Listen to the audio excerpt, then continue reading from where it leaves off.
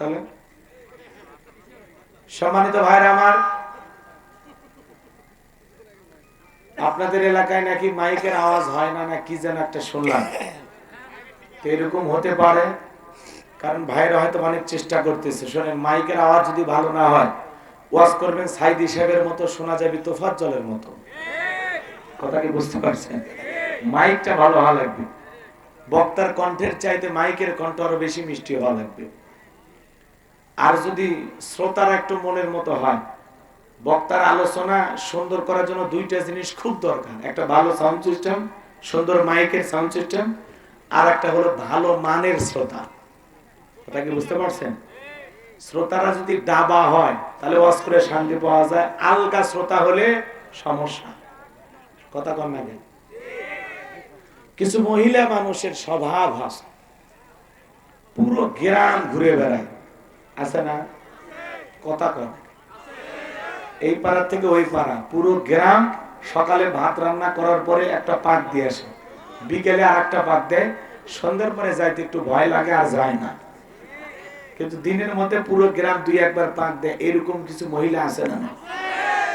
তো কিছু কিছু শ্রোতাও এরকম আছে, যারা মাহফিলে একবার 5 মিনিটের জন্য আসবে, আবার বাইরে যাবে, আবার দোকানে যাবে। আসলে দোষ তো এর লয়, দোষ এর মায়ের। এর মাই এরকম পুরো এলাকা ঘুরতো, এজন্য সন্তানটা ওইরকম হয়েছে, কোন জায়গায় স্থির থাকতে পারে না, অস্থির একটা বাচ্চা জন্ম দিয়েছে। ওই জন্য অস্থির। দোষ তো গোরা, বাচ্চা দোষ নেই তো। দোষ কাহা? রাগ করতেছেন? কিছু ট্যাবলেট দেওয়া লাগবে, না হলে রোগ সারার সম্ভাবনা নেই। এই জন্য ট্যাবলেট মাঝে মাঝে দেব। রাগ করবেন নাকি আপনারা? হ্যাঁ, রাগ করবেন না, কষ্ট মনের মধ্যে নেবেন না। যারা জাতের মানুষ তারা এক কথা বললে বুঝবে। আপনি যদি সত্যি কোরআন শোনার নিয়তে বাসা থেকে আসেন, মাহফিলে এসে ভদ্রলোকের মতো বসবেন। এগুলো দোকানপাট আগামীকালকেও পাওয়া যাবে, দোকানের অভাব নাই। কিন্তু 1-1.5 ঘন্টা পরে 1 বছরের জন্য বাতি নিভে যাবে। এই আওয়াজ, এই আলোচনা আর পাওয়া যাবে না। কথা বলে দেখে না? এজন্য দয়া করে যারা কোরআন শোনার নিয়তে এসেছেন, দোকানপাটে, চা স্টলে, এখানে সেখানে আড্ডা না মেরে, রাস্তাঘাটে ওত পেতে দাঁড়িয়ে না থেকে কোরআনের মহব্বতে জান্নাতের বাগানে চলে আসুন। কথা বলে দেখে না? যারা কোরআন শোনার নিয়তে এসেছে, আমার বিশ্বাস, আমার এই মাইকের আওয়াজ যতদূর গেছে, একজন আর দাঁড়িয়ে থাকবে না, সব মাহফিলে আসবে ইনশাআল্লাহ। যদি সত্যি ওদের অন্তরে কোরআনের মহব্বত থাকে, আলেমদের মহব্বত থাকে, ওরা রাস্তাঘাটে আর দাঁড়িয়ে থাকবে না, ওরা মাহফিলে চলে আসবে ইনশাআল্লাহ।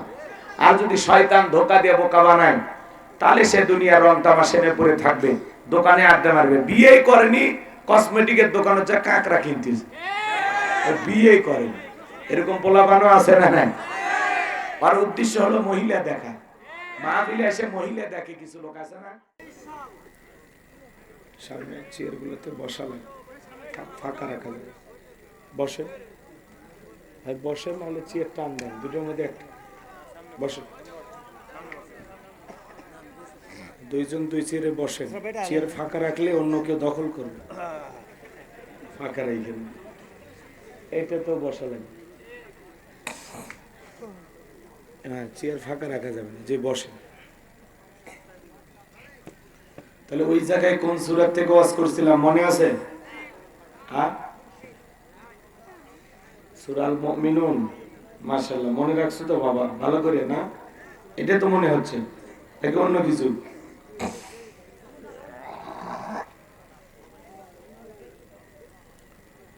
যে ভাইরা দাঁড়িয়ে আছেন, বসেন ভাই, বসেন। আমি সালাম দিয়ে কথা বলা শুরু করছি, আশা করছি সকলে সালামের জবাব জোরে সোরে দেবেন। আসসালামু আলাইকুম ওয়া রাহমাতুল্লাহি ওয়া বারাকাতুহু। ইন্নাল হামদালিল্লাহি লাকরামিল্লাযী খালাকাল ইনসানা ওয়া কাররামা ওয়া 'আল্লামাহু মিনাল বায়ানি মা লাম ইয়ালাম।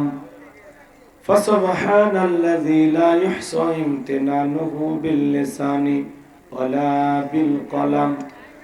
নাশহাদু আল্লা ইলাহা ইল্লাল্লাহু ওয়াহদাহু লা শারীকা লাহু ওয়া নাশহাদু আন্না সাইয়্যিদানা ওয়া সানাদানা ওয়া হাবিবানা ومولانا محمدا عبده ورسوله الذي أرسله بالحق بشيرا ونذيرا وداعيا إلى الله بإذنه وسراجا وقمرا منيرا فقد قال الله تعالى في كلامه المجيد وفي فرقانه الحميد সকলে জবান ছেড়ে মোহাব্বতে আওয়াজ দিয়ে পড়ুন আউযু বিল্লাহি মিনাশ শাইতানির রাজীম বিসমিল্লাহির রাহমানির রহিম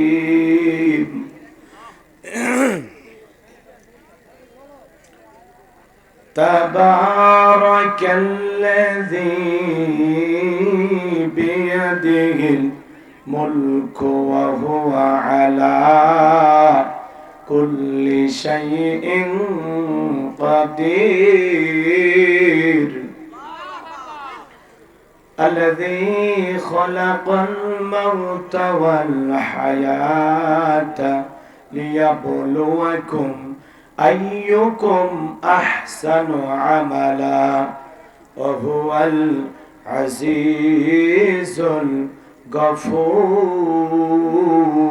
الغفور صدقت يا رب العالمين وعن أبي هريرة رضي الله تعالى عنه قال رسول الله صلى الله عليه وسلم الدنيا سجن المؤمن وجنة الكافر رواه مسلم وقال تعالى في شان حبيبي إن الله وملائكته يصلون على النبي يا أيها الذين آمنوا صلوا عليه وسلموا تسليما شكل درود إبراهيم পড়ুন اللهم صل على محمد وعلى آل محمد كما صليت على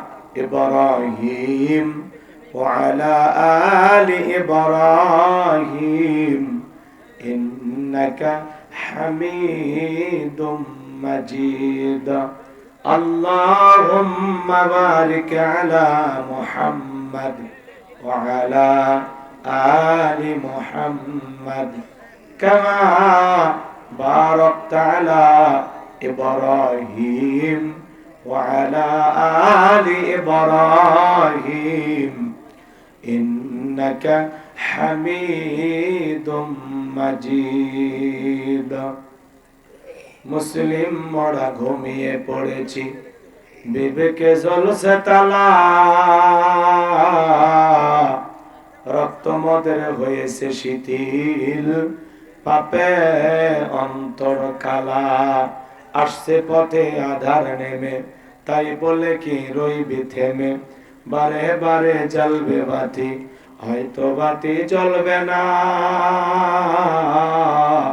তাই বলে তো বেরোর মতো বসে থাকলে চলবে না মুসলিম আমি সংগ্রামী আমি চিররণবীর আল্লাহকে সারা কাউকে মানি না নারাই তাকবীর মুসলিম জাগে কারবালাতে কঠিন শপথ পড়ে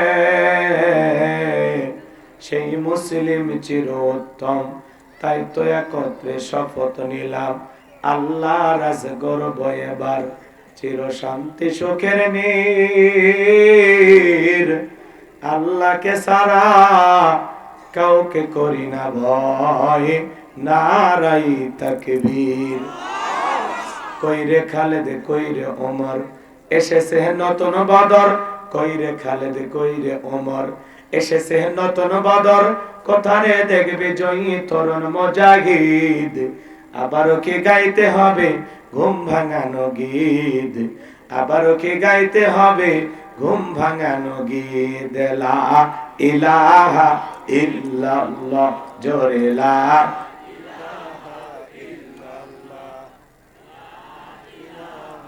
ইল্লাল্লাহ, জোরে লা ইলাহা, জোরে লা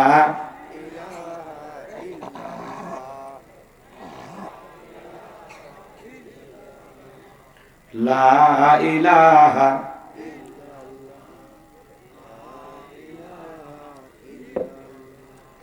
লা ইলাহা ইল্লাল্লাহ, জোরে লা, জোরে লা ইলাহা ইল্লাল্লাহ, আওয়াজ করে জোরে জোরে লা ইলাহা। ফুলের বুকে থাকলে মধু ভ্রমর যেমন আসে, কোরআনের জ্ঞান থাকলে বুকে সবাই ভালোবাসে। লা ইলাহা ইল্লাল্লাহ, জোরে লা। আওয়াজ কি বাড়বে না? কোনো সমস্যা নেই না এখানে নাকি আওয়াজ হয় না নাকি? মানে এত কাছে যাচ্ছে তাও একটু আওয়াজ বাবা দাও। লা ইলাহা ইল্লাল্লাহ, জোরে লা, লা ইলাহা ইল্লাল্লাহু মুহাম্মাদুর রাসূলুল্লাহ। জবান ছেড়ে এক বাক্যে পড়ছি সাল্লাল্লাহু আলাইহি ওয়াসাল্লাম। বাংলাদেশের ঐতিহ্যবাহী নওগাঁ জেলার বদলগাছি থানার অন্তর্গত কাষ্টগাড়ি ও গণেশপুর জামে মসজিদের উদ্যোগে আজকের এই কাষ্টগাড়ি দাখিল মাদ্রাসা ময়দানে আয়োজিত তাফসীরুল কোরআন মাহফিলের সম্মানিত সুযোগ্য অনারেবল প্রেসিডেন্ট বিশিষ্ট আলেম দ্বীন হযরত মাওলানা মোহাম্মদ রবিউল ইসলাম দা'ওয়াত বারাকাতুল আলিয়া, আল্লাহ পাক তার গোলামকে হায়াতে তৈয়বা সিয়াতি কুল্লিয়া দান করুন, চিল্লা বলুন আমিন। আজকের প্রোগ্রামের সম্মানিত সহ সভাপতি জনাব মোহাম্মদ ফারাজুল ইসলাম, আজকের প্রোগ্রামের সম্মানিত প্রধান অতিথি বিশিষ্ট রাজনীতিবিদ জনাব মোহাম্মদ আব্দুল হাদি চৌধুরী টিপু, আল্লাহ পাক তার গোলামকে হায়াতে তৈয়বা সিয়াতি কুল্লিয়া দান করুন, চিল্লা বলুন আমিন। আলোচনা রেখে ধন্য করেছেন মাওলানা মোহাম্মদ দিলওয়ার হোসেন, কথা বলেছেন হাফিজ কারি মোহাম্মদ আমিনুল ইসলাম জিহাদি। সকল আলোচকের আলোচনা আল্লাহ পাক দ্বীনের জন্য, ইসলামের জন্য, কোরআনের খেদমতের জন্য কবুল করুন, সিল্লা বলুন আমিন। মঞ্চে উপস্থিত সম্মানিত উলামায়ে কেরাম, সামনে বসা পিতৃ সমতুল্য মুরব্বি বাবাজিরা, কলিজার টুকরা প্রাণপ্রিয় যুবক ভাইরা, ছোট ছোট সোনামানিকেরা, পর্দার আড়ালের সম্মানিত আবুলা সরলা আবেদা সালেহা মা ও বোনেরা, প্রশাসনের সম্মানিত পুলিশের ভাইরা, ডিবির ভাইরা, জাতির বিবেক প্রিয় সাংবাদিক বন্ধুগণ, বিভিন্ন রাজনৈতিক দলের সম্মানিত নেতা কর্মী ভাইরা, সবাইকে নিয়ে মহান মনিবের দরবারে সিজদাবনত চিত্তে কালিমাতুশ শুকর আদায় করে পড়ছি আলহামদুলিল্লাহ। হয় নাই কৃপণতা অলসতা দূর করে মুসলমান হিসাবে সিংহের মতো বাঘের মতো গর্জন করে আল্লাহর দেয়া জবান দ্বারা দুইটা ঠোঁট নাড়ায়া চিৎকারে মেরে বলুন আলহামদুলিল্লাহ। বলুন রব্বানা লাকাল হামদ হামদান কাসীরান তাইয়িবান মুবারাকান ফি। লক্ষ কোটি দরুদ সালাম মানবতার শ্রেষ্ঠ বন্ধু বিশ্বনবী বিশ্বনেতা জিনবী আইয়ামে জাহিলিয়াতের যুগে আগমন করে অসভ্য মানুষদেরকে সভ্য বানিয়েছেন, অভদ্র মানুষদেরকে ভদ্র বানিয়েছেন, কোরআন নামের সংবিধান দিয়ে কোরআনের রাজ কায়েম করে সোনালী যুগ উপহার দিয়া মদিনার পাক ভূমিতে শায়িত আছেন। সে রাসূলের প্রতি কলিজা ভরা মহব্বত নিয়ে পড়ছি দরুদ ও সালাম, সকলেই পড়ুন সাল্লাল্লাহু আলাইহি ওয়াসাল্লাম। ভাই এত গল্প করা যাবে না, কি বিদায় দাও, যাও। মঞ্চে কেউ গল্প করবেন না, তাকাতাকি করবেন না, চুপচাপ থাকবেন। তাহলে সম্মানিত ভাইরা আমার, আপনাদের এলাকায় নাকি মাইকের আওয়াজ হয় না, না কি যেন একটা শুনলাম। এরকম হতে পারে, কারণ ভাইরা হয়তো অনেক চেষ্টা করতেছে। শোনেন, মাইকের আওয়াজ যদি ভালো না হয়, ওয়াজ করবেন সাইদি সাহেবের মতো, শোনা যাবে তোফাজ্জলের মতো। কথা কি বুঝতে পারছেন? মাইকটা ভালো হওয়া লাগবে। বক্তার কণ্ঠের চাইতে মাইকের কণ্ঠ আরো বেশি মিষ্টি হওয়া লাগবে। আর যদি শ্রোতার একটু মনের মতো হয়, বক্তার আলোচনা সুন্দর করার জন্য দুইটা জিনিস খুব দরকার, একটা ভালো সাউন্ড সিস্টেম, সুন্দর মাইকের সাউন্ড সিস্টেম, আর একটা হলো ভালো মানের শ্রোতা। কথা কি বুঝতে পারছেন? শ্রোতারা যদি ডাবা হয় তাহলে ওয়াজ করে শান্তি পাওয়া যায়, আলগা শ্রোতা হলে সমস্যা। কথা কন না? কিছু মহিলা মানুষের স্বভাব আছে, পুরো গ্রাম ঘুরে বেড়ায়, আছে না? কথা কন, এই পাড়া থেকে ওই পাড়া, পুরো গ্রাম। সকালে ভাত রান্না করার পরে একটা পাক দিয়ে আসে, বিকেলে আর একটা পাক দেয়, সন্ধ্যার পরে যাইতে একটু ভয় লাগে আর যায় না। কিন্তু দিনের মধ্যে পুরো গ্রাম দুই একবার পাক দেয়। এরকম কিছু মহিলা আছে না? তো কিছু কিছু শ্রোতাও এরকম আছে, যারা মাহফিলে একবার 5 মিনিটের জন্য আসবে, আবার বাইরে যাবে, আবার দোকানে যাবে। আসলে দোষ তো এর নয়, দোষ আর মায়ের। এর মাই এরকম পুরো এলাকা ঘুরতো, এজন্য সন্তানটা এরকম হয়েছে, কোন জায়গায় স্থির থাকতে পারে না, অস্থির একটা বাচ্চা জন্ম দিয়েছে। দোষ তো গোরা, বাচ্চা দোষ নেই তো, দোষ কাহা? রাগ করতেছেন? কিছু ট্যাবলেট দেওয়া লাগবে, না হলে রোগ সারার সম্ভাবনা নেই। এই জন্য ট্যাবলেট মাঝে মাঝে দেব। রাগ করবেন নাকি আপনারা? হ্যাঁ, রাগ করবেন না, কষ্ট মনের মধ্যে নেবেন না। যারা জাতের মানুষ তারা এক কথা বললে বুঝবে। আপনি যদি সত্যি কোরআন শোনার নিয়তে বাসা থেকে আসেন, মাহফিলে এসে ভদ্রলোকের মতো বসবেন। এগুলো দোকানপাট আগামীকালকেও পাওয়া যাবে, দোকানের অভাব নাই। কিন্তু 1-1.5 ঘন্টা পরে 1 বছরের জন্য বাতি নিভে যাবে। এই আওয়াজ, এই আলোচনা আর পাওয়া যাবে না। কথা বলে দেখে না? এজন্য দয়া করে যারা কোরআন শোনার নিয়তে এসেছেন, দোকানপাটে, চা স্টলে, এখানে সেখানে আড্ডা না মেরে, রাস্তাঘাটে ওত পেতে দাঁড়িয়ে না থেকে কোরআনের মহব্বতে জান্নাতের বাগানে চলে আসুন। কথা বলে দেখে না? যারা কোরআন শোনার নিয়তে এসেছে, আমার বিশ্বাস, আমার এই মাইকের আওয়াজ যতদূর গেছে, একজন আর দাঁড়িয়ে থাকবে না, সব মাহফিলে আসবে ইনশাআল্লাহ। যদি সত্যি ওদের অন্তরে কোরআনের মহব্বত থাকে, আলেমদের মহব্বত থাকে, ওরা রাস্তাঘাটে আর দাঁড়িয়ে থাকবে না, ওরা মাহফিলে চলে আসবে ইনশাআল্লাহ। আর যদি শয়তান ধোঁকা দিয়ে বোকা বানায়, তাহলে সে দুনিয়ার রং তামাশা পরে থাকবে, দোকানে আড্ডা মারবে। বিয়ে করেনি, কসমেটিকের দোকানে যা কাঁকড়া কিনতেছে, বিয়ে করেনি। এরকম পোলাপানও আছে না? নাই? আর উদ্দেশ্য হলো মহিলা দেখা। মাহফিলে এসে মহিলা দেখে কিছু লোক, আছে না?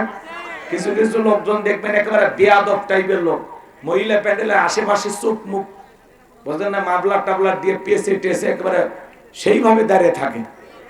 ও এমন ভাবে নিরাপত্তা দিচ্ছে, মনে করতেছে ওর ভিতরে এই মহিলা প্যান্ডেলে মনে হয় মা বোন বসে আছে, কিন্তু আসলে উদ্দেশ্য তা না, উদ্দেশ্য হলো মহিলা দেখা। এ কথা কয় না কেন? এরকম দুষ্ট প্রকৃতির লোক আছে না? নাই? ওটা কিন্তু নওগাঁতে না, আমি ভারতের কথা বলতেছি। এলাকার মানুষ ভালো, সব আল্লাহর ওলি, জিন্দে শাহজালাল। আমি আপনাদের কথা বলি নাই। তো চলুন আমরা আলোচনা শুরু করি। কষ্ট হচ্ছে আপনাদের? মন খারাপ করছেন? অনেক জায়গায় ওয়াজ করতে গেলে, আজ থেকে 1 বছর আগে আমরা যখন কোরআনের মাহফিলে কথা বলার জন্য যাইতাম, বলে হুজুর সাবধানে কথা বলবেন, ভুলে যাবেন না কাকা, ওয়াজ যা করবেন করবেন, খবরদার নেত্রী বিরুদ্ধে যেন কোনো কথা না হয়। এখন গেলে বুদ্ধিজীবীরা আছে ভাই, 5 তারিখ মেরে সিয়ারা খুঁজে পাওয়া যাচ্ছে না। কথা বলে ঠিক না? এজন্য মনে রাখবেন, জুলুম কখনো চিরস্থায়ী হতে পারে না। ইন্নাল্লাহা লা ইয়াহদিল কওমাজ জালিমিন, যারা জালেম আল্লাহ তাদেরকে পছন্দ করে না, জালেমদেরকে আল্লাহ ভালোবাসে না, আল্লাহ ভালোবাসে মাজলুমদেরকে। কথা বলে ঠিক না? যারা জুলুম করেছিল আজকে তারা পরাজিত, আর যাদের উপরে জুলুম করা হয়েছিল আজকে তাদেরকে বিজয় দিয়েছেন কে? আল্লাহ। এজন্য জুলুম করতে নাই। সম্মানিত ভাইরা আমার, শোনেন, একটু অপেক্ষা করেন, সামনে গেলে বুঝতে পারবেন। প্রত্যেকটা মাহফিলে গেলে বলে হুজুর ওয়াজ যা করবেন করবেন, খবরদার রাজনীতির কোনো কথা বলবেন না। আচ্ছা বলেন তো বাজান, আমার বাড়ি কোন জেলা? গাইবান্ধা, গরিব এলাকায় বাড়ি, তো এজন্য আপনাদের আমার জেলার নামটা নিতে কষ্ট হচ্ছে। একটু জোরে বলেন, আমার বাসা কোথায়? গাইবান্ধা। আমি আসছি কোন জেলায়? বদলগাছি, নওগাঁ। বিশ্বাস করেন বাজান, আমি আমার এলাকা থেকে, বাড়ি থেকে, ঘর থেকে রওনা দিয়ে এসেছি শুধুমাত্র কর্মের কথা বলার উদ্দেশ্য, আর কোনো উদ্দেশ্য নাই। কথা বলেন না কেন? এজন্য যারা বলতেছেন হুজুর রাজনীতির কথা বলবেন না, আমি আপনাদের কথার সাথে একমত। কারণ গাইবান্ধা থেকে নওগাঁ এসে রাজনীতি করে কোনো লাভ নাই। আগামী নির্বাচনে এলাকার মহিলা মেম্বার পদে দাঁড়ানোর কোনো সুযোগ আছে? তাহলে আমি কেন এখানে রাজনীতি করব? যদি করাই লাগে নিজের এলাকায় করব। কথা বলেন ঠিক না? এই জন্য আপনার টেনশন মুক্ত থাকবেন। আমি বাংলাদেশের রাজনীতি কোনো দলের বক্তা না, আমি রাজনীতি কোনো বক্তব্য দেব না। Are you not any political lot because I am not a leader of any political party. কারণ এখানে সব দলের লোক আছে না নাই? এখানে বসে আছেন বিএনপি, আওয়ামী লীগ, জাতীয় জামাত ইসলাম, জাসদ, পার্শ্বদ, চরমান, আরশিদ, জানবিকে, ফুরফুরা, হাফেজুল উলামা, নিজামাত, তাবলীগ, পাবলিক, ওলামা লীগ, গণতন্ত্র, গণফোরাম, সুসমাজ, বিকুল বাজার, এলজিবিটি, ডেমন আগ্রহ সমিতি, ভিপিএল সোসাইটি, 4 দল, 14 দল, 8 দল, 19 দল, 20 দল, হিফাজত বিএনএফ, বাংলাদেশ কংগ্রেস পর্যন্তই থাক। আবার ভিপি নূরের আছে গণ অধিকার পরিষদ। ছাত্র আন্দোলনে যারা নেতৃত্ব দিয়েছিল হাসনা, সার্জিস, এরা আবার একটা দল গঠন করছে এনসিপি। সে এনসিপি আর বিএনপির মাঝে আজকে একটু তর্ক বিতর্ক হয়েছে, দেখছেন না মিডিয়াতে? হাসনাত আব্দুল্লাহর সাথে একজন নেতা, আমি নাম বলবো না, ওনার সাথে সেই তুমুল একটা ঝগড়া, তর্ক বিতর্ক চলেছে। আমরা বলতে চাই যারা তরুণ ছোট বাচ্চা একটু রাজনীতি শিখতেছে, এদের সাথে আপনাদের মতো সিনিয়র নেতারা যদি তর্কে জড়ায়, তাদের সাথে একটু খারাপ আচরণ করেন, এটা ঠিক না। ছোটরা ভুল করতে পারে, কিন্তু বড়রা ভুল করা যাবে না। কথা বলে না কেন? হাসনাত আব্দুল্লাহর সাথে আজকে একটা মোটামুটি একটা ছোটখাটো ঝামেলা হয়েছে। দেখেন না, আপনারা রাগ করতেছেন আমার কথা? সোশ্যাল মিডিয়াতে ঘটনাটা ভাইরাল হয়ে গেছে। তো আমরা বলতে চাই আপনারা সুস্থ রাজনীতি করুন। কথা কয় না কেন? এই যে ঝগড়া, তর্ক বিতর্ক, একে অপরকে এমন ভাবে গালিগালাজ করা বা খারাপ আচরণ করা বা একজন আরেকজনকে সহ্য করতে না পারা, এই সতীনের রাজনীতি বাংলাদেশে বন্ধ হওয়া দরকার। কথা বলে ঠিক না? সবাই সবাইকে সহযোগিতা করবে। এরপরে কয়েকদিন আগে একটা ছেলে একেবারে জীবনই ছেড়ে দেওয়ার মতো অবস্থা হয়েছিল, অনশনে বসে গেছিল, আম জনতার পার্টি। আমরা কয়েকদিন পরে জলপাই পার্টি খুলবো। রাগ করতেছেন নাকি আপনারা? আম জনতার পার্টি ও বলতেছে আমার দলে নিবন্ধন না দেওয়া পর্যন্ত আমি ওই যে অনশনে বসে গেছি, জীবন চলে যাবি। কথা কন না? এই দেশে এমনও দল আছে খালি সভাপতি আর সেক্রেটারি আছে, ওই দলের কোনো কর্মী নেই। কথা কন নাকি আপনারা? এত দলীয় লোক যেখানে, আমি কি বোকা দলীয় আলোচনা করব? এই দিক থেকে যদি একটা দল লোক গুতা মারে, ওই দিক থেকে আর একটা দল লোক থানে টেলিফোন করে আমি হুজুর অবস্থা ভালো না খারাপ। কথা কন নাকি ভাই? কারণ এই রাজনীতি কিন্তু কঠিন একটা জিনিস। ওই যে ছেলেটা অনশনে বসছিল, তারেক নাম, জনাব তারেক রহমান, নাম কি? তারেক রহমান। পরে বিএনপির সালাউদ্দিন ভাই উনি যায়া ওরে বলতেছে জীবন ছাড়ার দরকার নাই, তোমার মতো ছেলের বেঁচে থাকা দরকার, তুমি চলো। অনেক কষ্টে অ্যাম্বুলেন্স ভাড়া করে নিয়ে যা, ছেলেটারে নিয়ে আসছে। তাহলে চিন্তা করেন, এই ইউনূস সরকার আসাতে একটা দুর্বল সরকার, একটা বয়স্ক মানুষ, এটা ভেবে এই 17 বছরে মানুষের যত দাবি ছিল ভাই, সুযোগ পায় খালি দাবি আদায় করতেছে আর করতেছে। কথা বলেন না কেন আপনারা? এর আগে কেউ এগুলো করার সাহস পায়নি। একটা বয়স্ক মানুষকে আমরা প্রধানমন্ত্রী বানাইছি বা প্রধান উপদেষ্টা বানাইছি, এই জন্য আপনারা যা ইচ্ছে তাই করতেছেন। ওই মানুষটা যদি একটু করা হইতো, রাগী মেজাজের হইতো, কি বলেন, সাহস পাইতো? হ্যাঁ, সাহস পাইতো। যার যত দাবি আছে অন্য সরকারের কাছে চাইতেছে, আমার নিবন্ধন দেন, আমার চাকরি দেন, বেতন দেন, ইয়ে করেন, সে করেন, হ্যান করেন, ত্যান করেন। আবার 13 তারিখে শুনতেছি যারা পালিয়ে গেছে, এই পালানো শক্তির আবার বলতেছে আমরা 13 তারিখে লকডাউন ঘোষণা করছি। বাপ রে বাপ, হারকিন চলে কয়েক মাস ধরে ওদেরকে খুঁজে পাওয়া যাচ্ছে না, ওরা নাকি 13 তারিখে বিপ্লব ঘটায় দিবি। কথা কর নাকি আপনারা? লকডাউন ঘোষণা করেন আর শাটডাউন ঘোষণা করেন। আগামীকালকে আপনাদেরকে দাঁত ভাঙা জবাব দেওয়ার জন্য জুলাইয়ের জেগে থাকা সন্তানেরা এখনো জেগে আছে। কথা বলে ডেকে না? রক্ত, আবু সাইদের রক্ত এখনো শুকায়নি। কথা বলে না কেন? আবু সাইদ মুগ্ধ, শেষ হয়নি যুদ্ধ, আমরা ময়দানে ছিলাম, আসি। কথা বলে ঢেকে না? আপনারা 16 বছর থাকলেন, তাও স্বাদ মেটেনি, আবার লকডাউন ঘোষণা করছেন। আপনারা অনুরোধ করতেছে, ওপার থেকে ম্যাডাম আপা অনুরোধ করতেছে যে হাতি পায়ে ধরি অনুরোধ করি আপনারা দোকানপাট বন্ধ রাখবেন, গাড়ি ঘোড়া চালাবেন না, একটা দিন খালি একটু হরতাল লকডাউন পালন করার জন্য সুযোগ চাইছে। কি বলেন? অনেকে গাড়িতে আগুন দিয়ে আতঙ্ক সৃষ্টি করতেছে। ওনার বক্তব্য ছিল আজ থেকে 2 বছর আগে উনি বক্তব্য দিয়েছিলেন যারা গাড়িতে আগুন লাগাবে ওই আগুনে ওদেরকে পুড়িয়ে মারবেন।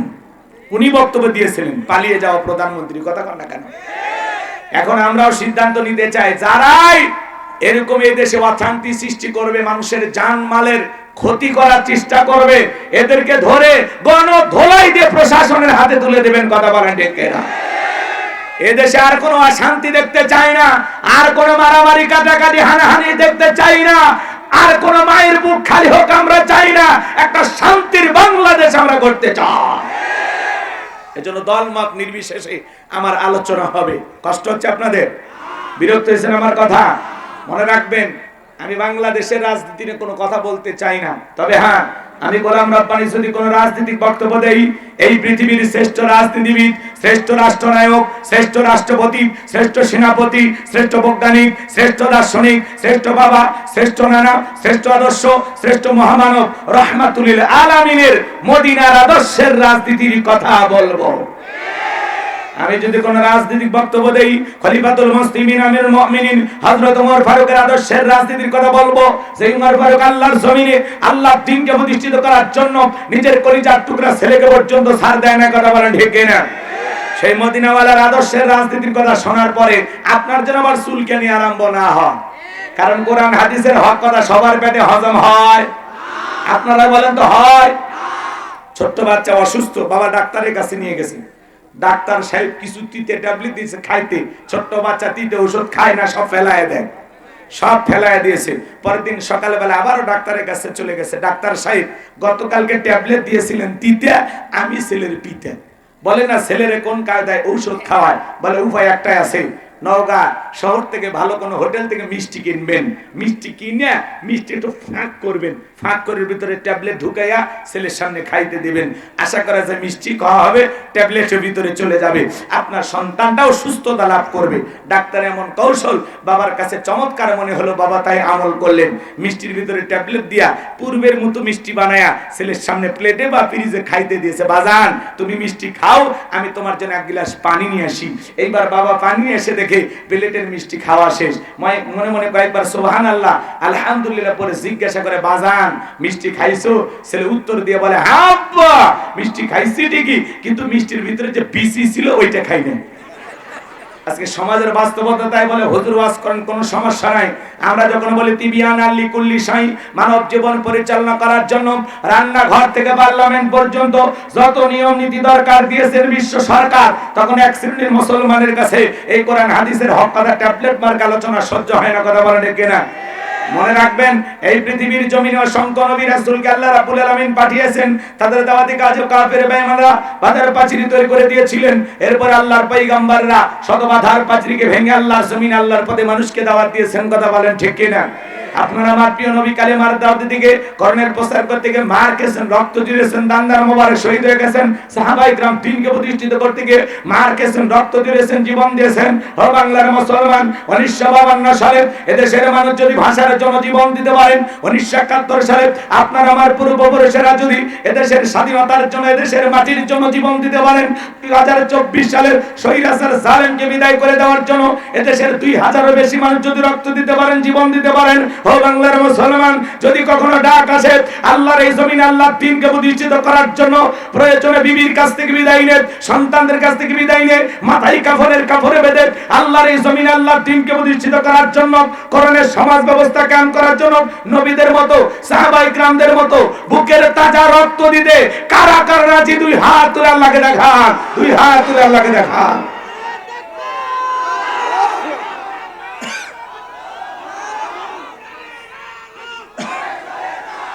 লিল্লাহি তাকবীর।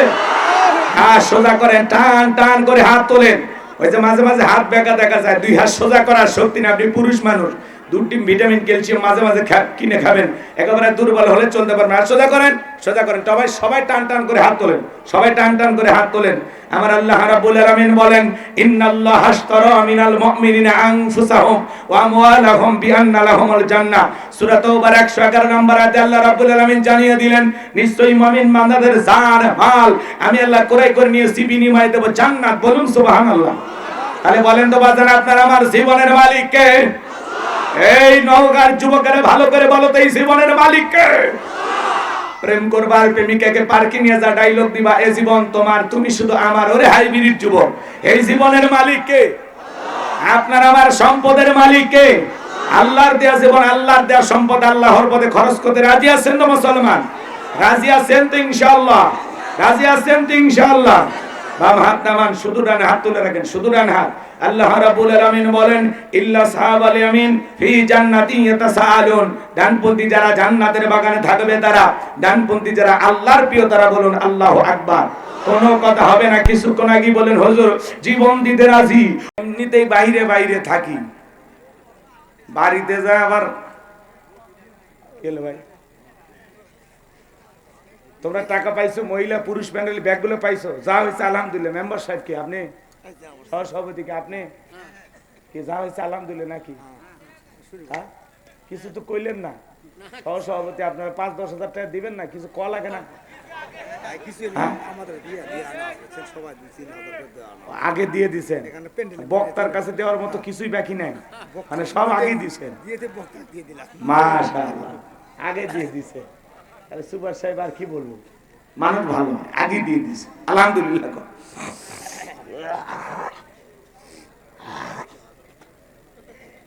আর কথা বাড়াবো না। 12টা পর্যন্ত আপনারা কি থাকতে রাজি আছেন? কারা কারা থাকবেন না তারা হাত তোলেন, আর যারা থাকবেন তারা 2 হাত তুলে বলেন ইনশাআল্লাহ। আর একটু জোরে বলেন ইনশাআল্লাহ, আরো একবার বলেন ইনশাআল্লাহ। মাঝখানে অনেকে হাত তোলেনি, যারা তোলেনি এরা হলো শিয়ানা। এরা কি শিয়ানা? শিয়ানা মানে বোঝেন? ও বলতেছে হাত তুলে ওয়াদা দিয়ে বেকায়দায় পড়বো, ভাল লাগলে শুনবো, না হলে চলে যাবো, মানে এই পার্টি ওরা, বুঝছেন? আচ্ছা, 1টা ঘন্টাও যদি আপনি বসে না থাকেন তো কি ওয়াজ শুনবে যাচ্ছেন? হ্যাঁ, এই জন্য আমি তো খুব বেশি সময় আমি আপনাদের কাছে চাই না। 1টা ঘন্টা থাকতে রাজি আছে তো ইনশাআল্লাহ? 12টার আগে দয়া করে কেউ উঠবেন না। যারা হাত তোলেনি তারা উঠবেন না, যারা হাত তুলেছেন তারা তো ওয়াদা দিয়ে দিয়েছেন। আর ওয়াদা ভঙ্গ করা মুনাফিকের লক্ষণ। আমার বিশ্বাস নওগাঁর মাটিতে কোনো মুনাফিকের জায়গা নাই। কথা বলে ঠিক কিনা? নওগাঁর মাটি ইসলামী আন্দোলনের ঘাঁটি, নওগাঁর মাটি আলেমদের ঘাঁটি। কথা বলে ঠিক কিনা? জি, চলুন আলোচনা শুরু করা যাক। আমি কথা বলবো পবিত্র কোরআনুল কারীমের ৬৭ নম্বর সূরা। সূরাটির নাম হলো মুলক। বলেন নাম কি? সূরা মুলক। মোট আয়াত আছে 30টি, রুকু আছে 2টি। বিশ্ব নবীর মক্কার জিন্দেগিতে আল্লাহ রাব্বুল আলামিন এই সূরাটি নাজিল করেছেন। সম্মানিত ভাইরা আমার, এই কথা বলা যাবে না। বাদাম খাচ্ছ খাও, কথা বলা যাবে না। কোনো আওয়াজ যেন আমার কানে না আসে। বাবা, আল্লাহর রাস্তে একটু নীরব থাকেন। এই কোরআনের মধ্যে কোনো ভেজাল আছে? কথা বলা লাগবে। আমার কথার জবাব দিবেন, অতিরিক্ত কথা বলবেন না। তাই বলে আমার কথার জবাব দিতে কি নিষেধ করছি? আমি করবো ওয়াজ, আপনারা দেবেন আওয়াজ, জবাব দিবেন ঠিক ঠিক, আলোচনা হবে কমপ্লিট। শ্রোতাদের স্পিরিটে বাড়ে, বক্তার হিট, আলোচনা হবে জায়গা মতো ফিট। আগে বলতাম কিছু আজ প্যান্ডেলে, কিছু আজ অ্যাঙ্গেলে। এখন আর অ্যাঙ্গেলে না, যা বলবো সব ডাইরেক্ট। অ্যাঙ্গেলে বলার দিন শেষ, ডাইরেক্ট বলার বাংলাদেশ। কথা বলেন ঠিক না? খালি একটু অপেক্ষা করেন। যুবক যারা আসছো নিরাশ হয় না, তোমাদের জন্য স্পেশাল আলোচনা মাথার মেমোরিতে সেভ করা আছে, সময় মতো ডাউনলোড দিয়ে শোনায় দিন। মহিলা প্যান্ডেলে মা বোন যারা বসে আছেন, মা আপনারাও নিরাশ হবেন না। বিশেষ করে যে সমস্ত মা বোনেরা আঁকা বাঁকা পথে চলে। কথা বোঝেন নাই? সাপ যেরকম আঁকা বাঁকা হয়ে চলে না, এরকম কিছু কিছু মা বোনেরা আছে বেঁকা পথে চলে। আজকে সে সমস্ত মা বোনদেরকে ওয়াজ করে সোজা করা হবে ইনশাআল্লাহ। তাহলে একটু অপেক্ষা করেন। জি জি জি, সেটা পরে দেখা যাক। আমি অবস্থা বুঝে ব্যবস্থা নেব। কারণ আমার যে সমস্যা, আমি একই কথা বারবার বলবো না। কথা কি বুঝাতে পারলাম? একটা সমস্যা হয়েছে, শুরুতে বুঝছি বলছেন, আমি আর বলতে চাচ্ছি না, তাতে সবাই কষ্ট পাবে। সম্মানিত ভাইরা আমার, আমি যে কথা বলতে চাচ্ছিলাম, বাজার গভীর মনোযোগ দিয়ে কথাগুলো শুনবেন। আল্লাহর কোরআন থেকে কথা বললে কারো কোনো সমস্যা আছে? নাই। কারণ কোরআনের মধ্যে কোনো ভেজাল আছে? কোনো মিথ্যা আছে? কোনো ধোঁকা আছে? থাকবে কি করে? কিতাবটি নাজিল করেছেন কে? সে আল্লাহ রাব্বুল আলামিন বলেন, যালিকাল কিতাবু লা রাইবা ফীহি। আমার আল্লাহ রাব্বুল আলামিন বলেন, এটি এমন একটি কিতাব যেই কিতাবের মধ্যে কোনো সন্দেহ নাই, কোনো সংশয় নাই, কোনো মিথ্যা নাই, কোনো ধোঁকা নাই। there is no doubt। বলুন আল্লাহু আকবার। হুদাল লিল মুত্তাকিন, মুত্তাকি বান্দাদের জন্য গাইডলাইন হিসাবে, পথ প্রদর্শক হিসাবে আসমান থেকে কিতাবটি নাজিল করেছেন কে? সেই কিতাবের আলোচনা শুনলে লাভ না লস? লাভটাকে আমার আল্লাহ জানায় দিলেন, ওয়া ইযা কুরিয়াল কুরআনু ফাসতামিউ লাহু ওয়া আনসিতু লাআল্লাকুম তুরহামুন। সূরা আরাফ আয়াত নাম্বার 204। আমার আল্লাহ রাব্বুল আলামিন জানিয়ে দিলেন, তোমাদের সামনে যখন কোরআন পাঠ করা হয়, কোরআনের আলোচনা করা হয়, চুপ করে কান লাগিয়ে মনোযোগ সহকারে কোরআনের কথাগুলো শ্রবণ করো। যারা চুপচাপ কোরআনুল কারীমের কথাগুলো শ্রবণ করবে, আমার আল্লাহ রাব্বুল আলামিন আসমান থেকে তাদের উপরে আল্লাহর রহমত বৃষ্টির মতো নাজিল করবেন। বলুন সুবহানাল্লাহ। ওয়াযাক্কির ফাইন্নায যিকরা তানফাউল মুমিনিন। সূরা জারিয়ার 55 নম্বর আয়াত। আল্লাহ রাব্বুল আলামিন জানিয়ে দিলেন, যারা আমার মুমিন বান্দা, তাদের সামনে যখন ওয়াজ করা হবে, কোরআন থেকে উপদেশ দেওয়া হবে, এই কথাগুলো শোনার পরে আমার মুমিন বান্দাদের উপকারে আসবে। বলুন সুবহানাল্লাহ। তাহলে আল্লাহর কোরআন থেকে কথা বললে মুমিনদের উপকার হবে। আপনারা মুমিন তো ইনশাআল্লাহ? এই যুবক, এদিক, কষ্ট হচ্ছে আপনাদের? তাহলে সূরার নাম মুলুক, মনে থাকবে তো ইনশাআল্লাহ? মুলক মানে হলো রাজত্ব, কর্তৃত্ব, সার্বভৌমত্ব। আল্লাহু আকবার বলেন।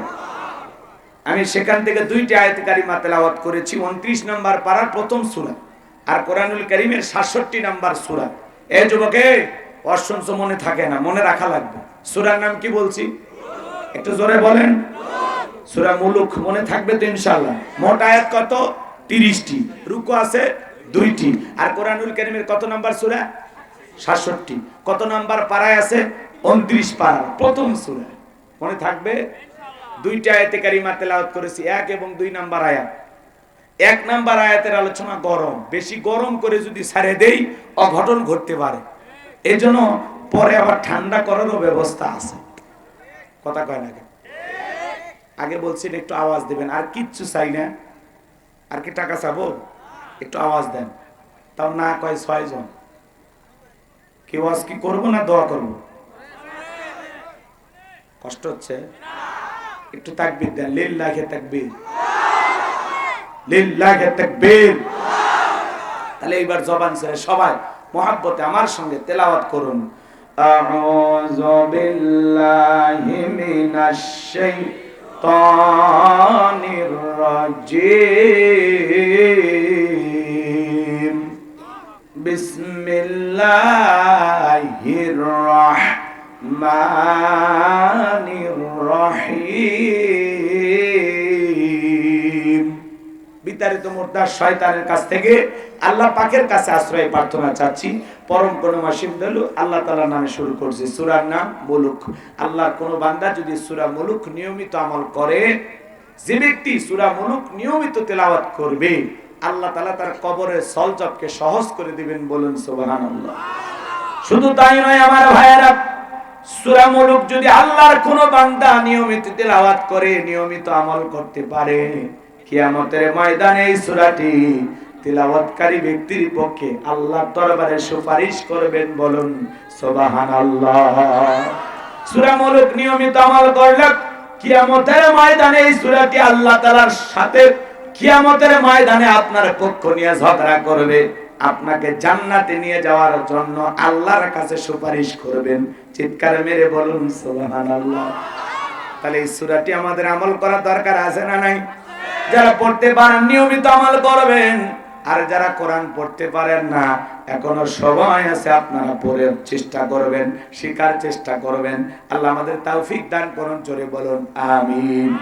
আমার আল্লাহ রাব্বুল আলামিন বলেন, তাবারাকাল্লাযী বিয়াদিহিল মুলকু ওয়া হুয়া আলা কুল্লি শাইইন কাদির।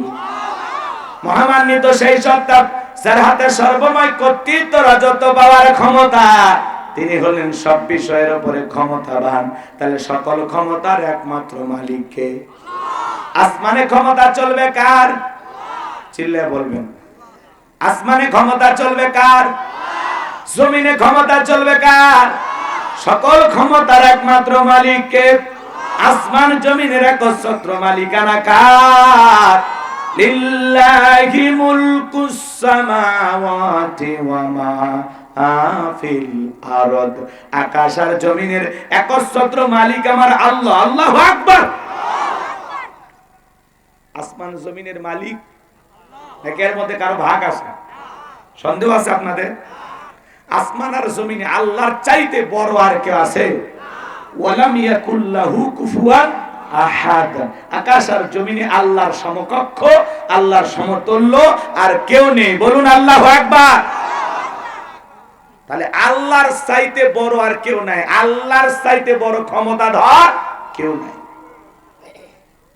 তিনি সকল ক্ষমতার একমাত্র মালিক, একমাত্র মালিক। ভালো করে বুঝবেন। এই জন্য আল্লাহ রাব্বুল আলামিন বলেন, তাবারাকাল্লাযী বিয়াদিহিল মুলকু ওয়া হুয়া আলা কুল্লি শাইইন কাদির। মহামান্বিত সেই সত্তা যার হাতে সর্বময় কর্তৃত্ব, রাজত্ব, বাবার ক্ষমতা। তিনি হলেন সব বিষয়ের উপরে ক্ষমতাবান, তিনি হলেন সর্বশক্তিমান। বলুন আল্লাহু আকবার। তাহলে সকল ক্ষমতার একমাত্র মালিক কে? তাহলে আসমান আর জমিনে আল্লাহর চাইতে বড় ক্ষমতা ধরার কেউ নাই। যারা বলে ক্ষমতার উৎস জনগণ, ওরা জনগণকে পাম দিয়ে ফুলায়। আসলে ক্ষমতার উৎস জনগণ নয়, ক্ষমতার একমাত্র মালিক আমার আল্লাহ। কিন্তু পৃথিবীর জমিনে যারা ক্ষমতার চেয়ারে বসে, এরা কি? দিল দিয়ে কথাগুলো বুঝবেন। আপনাদের এলাকার একটা ছেলে যদি চাকরি করার জন্য ঢাকায় যায়, ৫-৭-১০ বছরও যদি ঢাকায় থাকে, একটা বাসা যদি ভাড়া নিয়ে থাকে, ছেলেটার পরিচয় হলো কি? ভাড়াটিয়া। ছেলেটার পরিচয় কি? এই গণেশপুরের মানুষ কথা বোঝেন নাই? ওই ছেলেটার পরিচয় ভাড়াটি। ২০ বছর ৫০ বছরও যদি থাকে, পরিচয় ভাড়াটি। এই পৃথিবীর জমিনে যারাই ক্ষমতার চেয়ারে বসে, কাউকে ৫ বছর, কাউকে ১০ বছর, কাউকে ৫০ বছর, ১০০ বছর, আল্লাহ ক্ষমতার চেয়ারটা ভাড়া দেয়। ওর পরিচয় ভাড়াটিয়া, ওরা ক্ষমতার মালিক না, ক্ষমতার একমাত্র মালিক আমার আল্লাহ। পৃথিবীতে যারাই ক্ষমতার চেয়ারে বসুক না কেন বাজান, বলেন তো ক্ষমতা দেওয়ার একমাত্র মালিক কে? আল্লাহ রাব্বুল আলামিন বলেন, কুলিল্লাহুম্মা মালিকাল মুলকি তুতিল মুলকা মান তাশাউ ওয়া তানজিউল মুলকা মিম্মান তাশাউ ওয়া তুইজ্জু মান তাশাউ ওয়া তুযিল্লু মান তাশাউ বিয়াদিকাল খায়র ইন্নাকা আলা কুল্লি শাইইন কাদির। সূরা আলে ইমরান আয়াত নাম্বার ২৬। আল্লাহ রাব্বুল আলামিন জানায়া দিলেন, রাজত্ব দেওয়ার মালিক আমি আল্লাহ, ক্ষমতার চেয়ারে বসানোর মালিক কে? ক্ষমতার চেয়ারে বসাইলে লোকটাকে সম্মান দেওয়া হয় এমনটা নয়। ক্ষমতার সম্মান দুইটা ভিন্ন জিনিস। এই পৃথিবীর জমিনে অনেক মানুষকে ক্ষমতার চেয়ারে বসাইয়াও বেয়াদবি করার কারণে, দাম্ভিকতা অহংকার করার কারণে জুতার বাড়ি খাওয়াইয়া ক্ষমতার চেয়ার থেকে বিদায় করছেন। তিনি কে? কথা বলেন, আজ কি বুঝতেছেন? খালি নরম আজ করলে হবে না। অবস্থা এখন নরম না, অবস্থা এখন গরম। এই কথা বলেন নাকি আপনারা? শোনেন, ক্ষমতার চেয়ারে বসায়া পৃথিবীর জমিনে অনেক মানুষকে আল্লাহ জুতার বাড়ি খাওয়াইছে। কথা বলেন, বেয়াদবি করছিল, নমরুদকে জুতার বাড়ি খাওয়ায় ক্ষমতার চেয়ার থেকে বিদায় করছে কে? বুশকে জুতার বাড়ি খাওয়াইছে কে? শ্রীলঙ্কার দিকে তাকায় দেখলেন না, যারা ক্ষমতার চেয়ারে বসে জুলুম করেছিল, জনগণ অত্যাচার নির্যাতন সহ্য করতে না পেরে শ্রীলঙ্কার নেতাদেরকে কাপড় খুলে ক্ষমতার চেয়ার থেকে নামাইছে। কথা বলে ঠিক কিনা? ভাগ্যিস ভালো সেদিন হাফ প্যান্ট পরা ছিল, তাছাড়া নতুন ইতিহাস হইতো। কথা কন না কেন? কয়েকদিন আগে নেপালের প্রেসিডেন্ট পালাইছে না, নেপালের প্রধানমন্ত্রী পালাইছে, কথা বলেন না কেন? এদেশেও যারা ক্ষমতার দাম্ভিকতায় অহংকারে নিজেকে একেবারে বিশাল কিছু ভাবতো, তারাও ক্ষমতার চেয়ার রেখে পালিয়ে গেছে, কথা বলেন ঠিক কিনা? কিছু না বাড়াবাড়ি করতে নাই, কথা বলেন না কেন? ক্ষমতা পেয়ে দাম্ভিকতা অহংকার করতে নাই। এই পৃথিবীর অনেক ক্ষমতাধর ব্যক্তিকে আল্লাহ তাআলা নাকানি চুবানি খাওয়ায় বিদায় করছে, কথা বলেন ঠিক কিনা? আজকে কই গেল তাদের দাম্ভিকতা অহংকার? কোথায় তারা? আজকে কেউ নাই, কথা বলেন না কেন? আছে, আছে কেউ আছে? দেশে আগুন লাগাইয়া জনতারে জ্বালাইয়া, দেশে আগুন লাগাইয়া জনতারে জ্বালাইয়া, পালাইয়া সাইরে গেলে ঢাকা, গণভবনটা এখন ফাঁকা বুবুরে, গণভবনটা এখন ফাঁকা। দেশে আগুন লাগাইয়া জনতারে জ্বালাইয়া, দেশে আগুন লাগাইয়া আলেমদের জ্বালাইয়া, পালাইয়া সাইরা গেলে ঢাকা, গণভবনটা এখন ফাঁকা বুবুরে, গণভবনটা এখন ফাঁকা, কথা বলে। সব পড়ে আছে, ওনারা নাই। আরে বাবা কথাই বুঝলো না রে।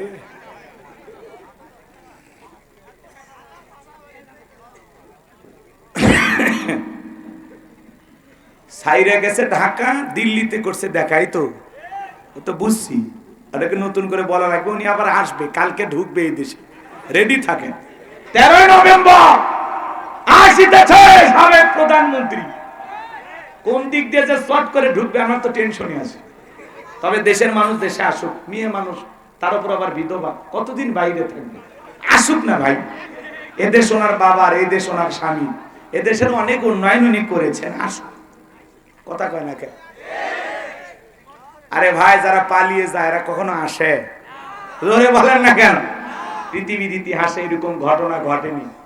আর আল্লাহ ওনাদের এমন ভাবে পতন ঘটিয়েছে, প্রধানমন্ত্রী থেকে শুরু করে ইউনিয়ন পর্যায়ের নেতা পর্যন্ত পালিয়ে গেছে, মসজিদের হুজুর পর্যন্ত পালিয়ে গেছে, কথা কর, কথা কর। এরা আসবেন, এগুলো এমনি মাঝে মাঝে একটা আতঙ্ক সৃষ্টি হবে, কারণ একেবারে সব তো চলে যায়নি, কিছু তো আছেই, কথা কর না কেন? তো আর যারা আছে ওদেরকে আমরা একটু সংশোধন করে নিজেদের ভিতরে নিয়ে নেই, নাকি কর?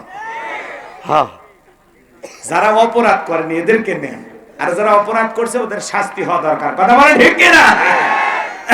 ওয়াজ কি চলবে কিছু সময় নাকি অনেক সময় চলবো? লিল্লাহি তাকবীর। তাহলে বলেন রাজত্ব দেওয়ার মালিক কে? ক্ষমতার চেয়ারে বসানোর মালিক কে? আবার ক্ষমতা কেড়ে নেওয়ার মালিক কে? যে আল্লাহ ক্ষমতার চেয়ারে বসায় সম্মান দিয়া বেয়াদবি করলে সে আল্লাহ আবার থাপ্পড় মেরে চেয়ার থেকে নামায় দেয়, কথা বলেন ঠিক কিনা? এরপরে আল্লাহ রাব্বুল আলামিন বলেন ওয়া তুইজ্জু মান তাশাউ ওয়া তুযিল্লু মান তাশা। সম্মান দেওয়ার মালিক কে? সম্মান দেওয়ার একমাত্র মালিক আল্লাহ। আল্লাহ রাব্বুল আলামিন বলতেছেন সম্মান দেওয়ার মালিক কে? বলেন, সম্মান দেওয়ার মালিক আমার আল্লাহ। আবার লাঞ্ছিত করার মালিক কে? বিয়াদিকাল খায়র, সকল কল্যাণের চাবিকাঠি কার হাতে? ইন্নাকা আলা কুল্লি শাইইন কাদির।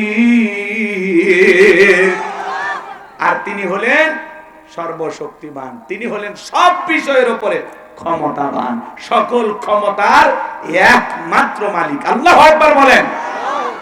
এই পৃথিবীর জমিন আল্লাহ রাব্বুল আলামিন চারজন মানুষকে পুরো পৃথিবীর ক্ষমতা দিয়েছিলেন, জোরে বলেন কয়জন?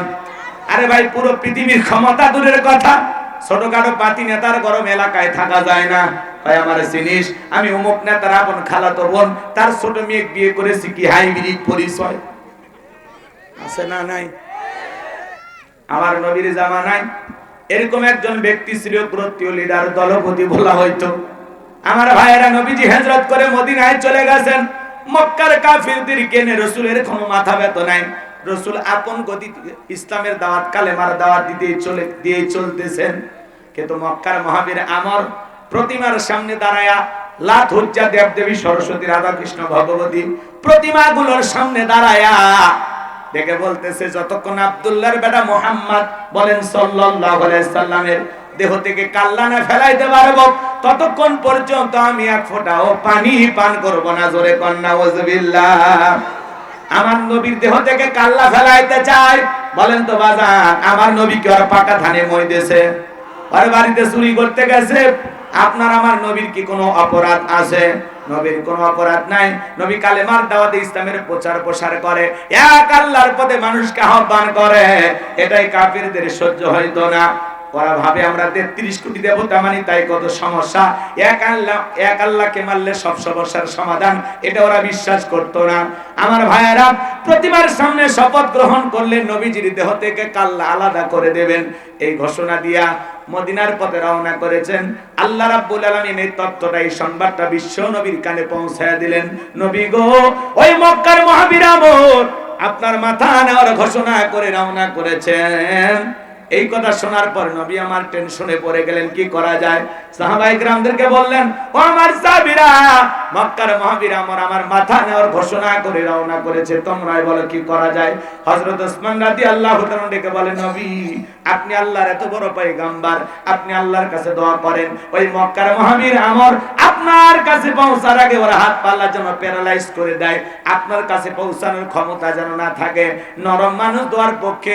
এই কথা শোনার পরে আল্লাহ রাসূল হাত তুলে দোয়া করা শুরু করে দিলেন, আল্লাহ ওই মক্কার মহাবীর আমর আমার কাছে পৌঁছার আগে ওরা হাত পা প্যারালাইজ করে দেন। বলতে দেরি আসমান থেকে আল্লাহ জিবরাইলকে পাঠাইতে দেরি করলেন না। আমার আল্লাহ বলে, জিবরাইল আর করিস না দেরি, আমার নবীজিকে জানায়া দাও তাড়াতাড়ি। আমি আল্লাহ রাব্বুল আলামিন শুধু দুই হাত দোয়া করার জন্য দেই নাই, মাঝে মাঝে জালিম আর বেঈমানদেরকে সাইজ করার জন্য ওই দুই হাতে লাঠিও তুলে নেওয়া লাগবে। বলেন আল্লাহু আকবার। নবী তখন হাত মুখে না লাগাইয়া হাঁটুর উপরে রেখে দিলেন। আমরা অনেকে দোয়া করি, অনেকে দোয়া করে আর এরকম দড়ি পাকায়। চাচা বোঝেন না, আগেকার মুরব্বীর এরকম দড়ি পাকাইতো। অনেকে মুনাজাত করে আর এরকম পেশার মাপে। আছে না নাই? সব জায়গায় কি দোয়াতে কাজ হয়? এই গ্রামের নাম বলবো না অন্য আর একটা গ্রামের নাম বলবো না, এই গ্রামের নাম না বলে ভালো। এমনিতে আপনারা কাষ্টকারীর মানুষ, খালি ওই আকারটা বাদ দিলে কষ্টের গাড়ি হয় নাকি কম? হ্যাঁ, রাগ করতেছেন তো? মনে করেন পাশে একটা গ্রাম আছে মাহমুদপুর, এমনি নাম বললাম উদাহরণ দেওয়ার জন্য। আছে, মিলে গেছে তাহলে, ঠিক আছে। মনে করেন এই মাহমুদপুরে প্রতিদিন চুরি হয়, টাকা পয়সা চুরি হয়, গহনা গাড়ি চুরি হয়, গরু ছাগল চুরি হয়, এমনকি মাঝে মাঝে সুন্দরী বউ চুরি হয়। চোরের অত্যাচারে গ্রামে থাকা কঠিন। একজন 5 বিবি বা নওগাঁ বদলগাছি বাজার থেকে মনে করেন 5-10 কেজি জিলেপি নিয়ে এসে এশার নামাজ পড়ে হুজুরকে বলতেছে, হুজুর একটু দোয়া করেন চোরের হাত থেকে যেন আল্লাহ এই গ্রামের মানুষকে হেফাজত করে। হুজুর এইবার জিলেপি পায় এশার নামাজ পড়ে দোয়া করে, বলে আল্লাহ চোরের হাত থেকে মাহমুদপুরের মানুষের টাকা পয়সা ধন দৌলত গহনা ঘাটিকে হেফাজত করো। চোর জিলেপি খাওয়ার আশায় মসজিদে এসে হাত তুলে পায় আমিন আমিন। আচ্ছা বলেন তো বাজান, চুরি বন্ধ করতে গেলে কি দোয়া দিয়ে কাজ হবে? ওই মাহমুদপুরের ইমাম সাহেব যদি বলতে, এই মাহমুদপুরের যুবকেরা, এই গ্রামে ঢোকার 4টা রাস্তা আছে, এই 4 রাস্তার মোড়ে প্রত্যেকটা মোড়ে মোড়ে 10 জন করে যুবক বাংলার লাঠি নিয়ে দাঁড়ায় থাকবা, চোরকে দেখা মাত্র ওই লাঠি দিয়ে এমন পিটান পিটাইবা যাতে 6 মাসে মাজা সোজা না করতে পারে। চোরকে হাত তুলে আমিন কইতো নাকি তওবা করে ভালো হইতো? তাহলে চুরি বন্ধ করতে গেলে মুনাজাত দিয়ে বন্ধ হবে না, চুরি বন্ধ করতে গেলে লাগবে আল্লাহর আইন। কথা বলে ঠিক কিনা? এজন্য 1500 বছর আগে আল্লাহ আইন দিয়েছেন, ওয়াসারিকু ওয়াসারিকাতু ফাকতউ আইদিয়াহুমা জাযাআম বিমা কাসাবা নাকালাম মিনাল্লাহ। সূরা মাইদা 38 নম্বর আয়াতে আল্লাহ আইন দিয়েছেন, চোর পুরুষ হোক আর নারী হোক, আল্লাহর বিধান, আল্লাহর ফয়সালা। অপরাধ যদি প্রমাণিত হয় চোরের হাত কেটে দাও। একটা চোরের হাত কেটে বাইতুল মুকাররমের সামনে নিয়ে এসে সোশ্যাল মিডিয়াতে যদি ফলাও করে প্রচার করা হতো, প্রত্যেকটা চ্যানেলে 2-3 ঘন্টা পরে ওই ভিডিও ফুটেজ যদি দেখানো হতো যে বাংলার পার্লামেন্টে আইন পাস করা হয়েছে, চুরি করলে হাত কেটে দেওয়া হবে, একটা চোরের হাত কেটে খালি বিচার করেন, বাংলাদেশের সব চোরেরা তওবা করে আল্লাহর ওলি হয়ে যাবে। কথা বলেন ঠিক কিনা? কিন্তু কে শোনে কার কথা? আজও গেল না মনের ব্যথা, এখন উচিত কথা যদি কই পিঠের ওপর দিয়া যাবি মই, এ আনন্দে কিছু লোক কিনে খাবে বগুড়ার স্পেশাল দই। যত দোষ নন্দ ঘোষ, সত্যটা বললে দোষ, করলে অন্যায়ের প্রতিবাদ, নামটা হবে তোমার মৌলবাদ, নামটা হবে তোমার জঙ্গিবাদ। কথা বলেন। আপনার ট্যাগ লাগাবে মৌলবাদ, জঙ্গিবাদ, রাজাকারের তকমা লাগাই দিবে, ও আর সুযোগ নাই। এগুলো স্লোগান শুনতে শুনতে মানুষের মুখস্থ হয়ে গেছে, এগুলো মানুষ আর বিশ্বাস করে না। তার মানে মুরব্বী আমার সাথে একমত, রাজাকার রাজাকার খেলার দিন শেষ, মৌলবাদ মৌলবাদ স্লোগান দেওয়ার দিন শেষ, জঙ্গির নাটক সাজানোর দিন শেষ। আগামীতে ইসলামের বাংলাদেশ। এই জন্য আলেমদেরকে আর মিথ্যা অপবাদ দিয়া, তহমত দিয়া, উল্টা পাল্টা মন্তব্য করে এদেশের আলেমদেরকে আর লাঞ্ছিত করা যাবে। কষ্ট হইতেছে আমার কথা। সম্মানিত ভাইরা আমার, নেতা কেন আল্লাহর আইন চালু করে না? কারণ জানে এই হাত দিয়ে আমি যে পরিমাণে দুর্নীতি করছি, প্রথম হাত নেতারটা কাটা যাবে। কার হাত? এই জন্য নেতা আল্লাহর আইন চালু করে না। গ্রাম অঞ্চলে মা বোনেরা বলে না সরিষায় ভোদে পোলা পান। আপনারা তো অস্থির হয়েছেন, মাদ্রাসায় যাইবা? যাক যাক বাবা যাও। আচ্ছা, আপনারা অস্থির হচ্ছেন, অন্তত 12টা পর্যন্ত একটু ধৈর্য নিয়ে থাকেন, তারপরে ভালো না লাগলে দোয়া করে দেবেন। লিল্লাহি তাকবীর। আমার ভাইরা, তাহলে চুরি বন্ধ করতে হলে লাগবে কার আইন? আল্লাহর আইন এই সমাজে চালু আছে? নাই, কিন্তু চালু করার দরকার আছে না নাই? কারা কারা এই জমিনে আল্লাহর আইন চান একটু হাত তুলে দেখান তো দেখি। লিল্লাহি তাকবীর। আল্লাহ একটু জোরে বলেন আমিন। সম্মানিত ভাইরা আমার, লম্বা করার কোনো সুযোগ নাই। নবী আমার হাত নামায় ফেললেন, টেনশনে বলে গেলেন কি করা যায়। জিবরাইল ডেকে বলে, নবী সাহাবায়ে কিরামদের মধ্যে ঘোষণা করেন এমন কেউ কি আছে যে মক্কার মহাবীর আমরের মোকাবেলা করবে? নবী তখন ডেকে বলেন, আমার সাহাবীরা, মক্কার মহাবীর আমর আমার মাথা নেওয়ার ঘোষণা করে রওনা করেছে। তোমাদের মধ্যে এমন কেউ কি আছো যে মক্কার মহাবীর আমরের মোকাবেলা করাবা? নবীর কোন সাহাবী দাঁড়ায় না। কিছু সময় পরে হযরত আলী দাঁড়িয়ে গেলেন। বলুন আল্লাহু আকবার। নবী ডেকে বলে, আলী রে, কেন তুমি দাঁড়াইছো? তুমি কি জানো ওই মক্কার মহাবীর আমর এক বেলা খাবার খায় 21 কেজি 3.5 মণ ওজনের তরবারি যুদ্ধ করো, এত বড় বীরের সামনে তুমি কেমনে যাইবা? ও আলী তুমি বসে পড়ো। নবীজি দ্বিতীয়বার বললেন, আবার হযরত আলী দাঁড়িয়ে গেছেন। নবীজি তখন তৃতীয়বার বললেন, আবার হযরত আলী দাঁড়িয়ে গেছেন। নবী তখন দুইটা হাত বাড়ায় বলে, আলী রে, আয় আয় আমার বুকের ভিতরে আয়। এই কথা বলে হযরত আলীকে নবী বুকের সঙ্গে জড়ায় নিলেন। আর ডেকে বলে, আলী এত বড় বীরের সামনে যাইবি, তোর জানি কি একটু মায়া দয়া লাগে না? একটু কি ভয় করে না? হযরত আলী ডেকে বলে, নবী আমার ভিতরের ঈমান বলতেছে ওই মক্কার মহাবীর আমর আপনার চেহারা দেখার আগে ওরে আমি জমিন থেকে বিদায় করে দেব। বলেন আল্লাহু আকবার। এই বাহার নবী ডেকে বলে, আলী খালি হাতে দোয়া করলে হবে না। ওসমান তোমার বাড়িতে কি তরবারি আছে? হযরত ওসমান ডেকে বলে, হ্যাঁ আমার বাড়িতে একটা তরবারি আছে 27 ইঞ্চি লম্বা। নবী ডেকে বলে, যাও তরবারি নিয়ে আসো। হযরত ওসমান তরবারি নিয়ে আসলেন। এখন তো তরবারি কথা শুনলে আমাদেরকে জঙ্গি বলে, কথা বলেন ঠিক কি না? হযরত আলীর হাতে নবীজি তরবারি ধরায় দিলেন। হযরত আলী তরবারি পায় মারছে দৌড়, দৌড়াইতে দৌড়াইতে দৌড়াইতে আমরের মুখোমুখি যখন হয়ে গেছে, এইবার হযরত আলীকে দেখা মাত্রই আমর ডেকে বলে, কি রে পিচ্চি আলী, তুই কেন আমার সামনে? হযরত আলী বলতেছে, পিচ্চি না কি পরে বুঝাইতেছে, কোন আল্লাহু আকবার। কথা আছে ছোট মরিচের ঝাল বেশি। বাড়িতে ঢুকছে চোর, বাড়িওয়ালা ল্যাংড়া, দুইটা পা নাই, কিছু না পারুক, খালি জবান দিয়ে যদি একবার আওয়াজ দেয়, কে রে, চোর থাকবি না, ভাগে দৌড় মারবি। একটা আওয়াজে অনেক কিছু ঘটে। মুসলমানেরা যদি আজও নারায়ে তাকবীর হুঙ্কার দিয়ে ময়দানে নামতে পারে, আল্লাহু আকবার স্লোগানকে হাতিয়ার বানাইতে পারে, বাতিলেরা লুঙ্গি পরার টাইম পাবে না। কথা বলেন ঠিক কি না? তো মুসলমান শুতে গেছে। আল্লাহ আল্লাহ, শরীরই চলে না। লিল্লাহি তাকবীর। আওয়াজ হলো লিল্লাহি তাকবীর। কোন মতে হয়েছে? একটু সচেতন।